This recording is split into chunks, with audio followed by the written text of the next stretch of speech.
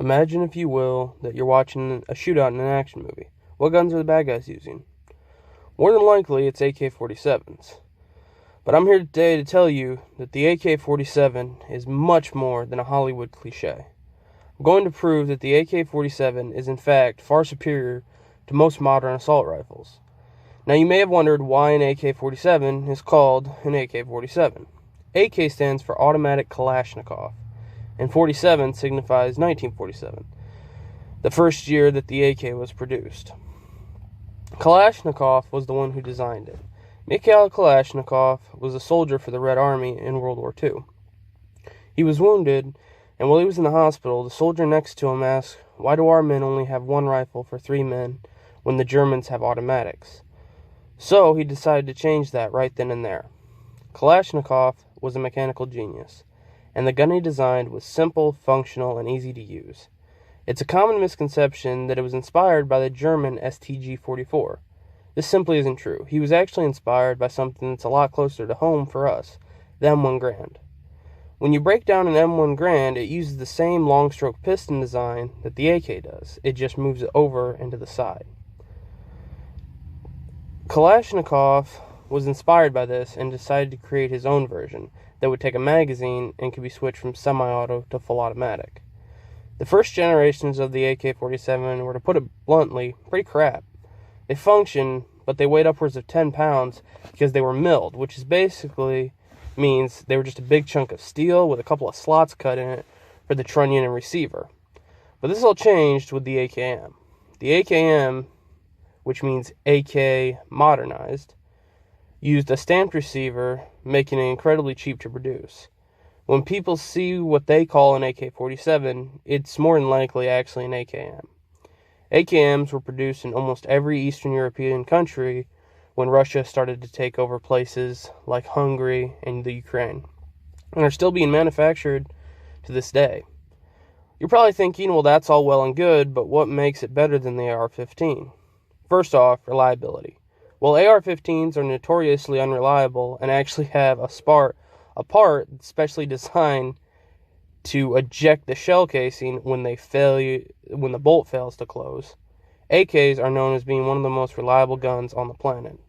Because of their simplicity of design, they work in anything: mud, water, snow, sand. They're basically unstoppable. Guys have even buried them for months at a time, picked them up, shook the mud out of them, sprayed them off with a hose, and ran a full mag without a malfunction. Another reason AKs are superior is stopping power. AKs are chambered in 7.62 by 39, as opposed to most ARs, which are chambered in 5.56 NATO 223. 7.62 by 39 is a much larger round, and because of this, it has a lot more stopping power. While 5.56 is faster than 7.62, it's basically the difference between being hit with a ping pong ball going 100 miles an hour versus a baseball going 75.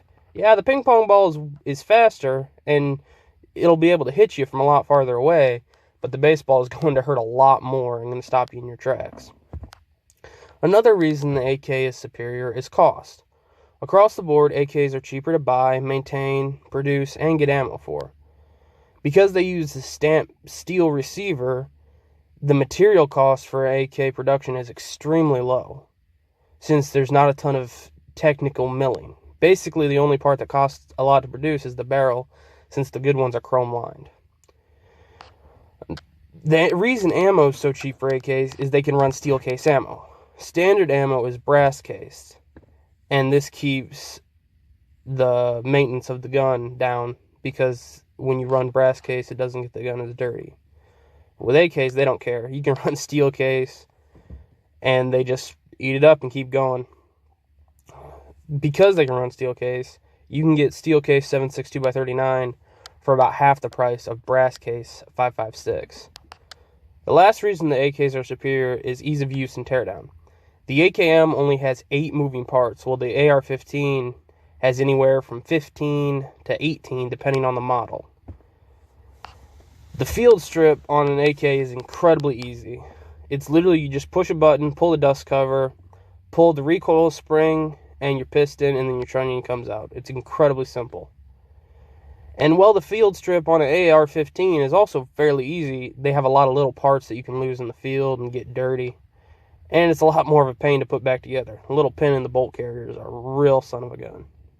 Right now, you can get a solid American-made AKM for right around $450, and that price goes down with used guns. In a shit hits the fan scenario, you want a gun that will run forever without being clean, can be exposed to the elements, is easy to get parts for, and you can get ammo for literally anywhere. Maybe guns aren't your thing right now, but if you ever need a multi-purpose rifle that will last forever, remember the AK-47.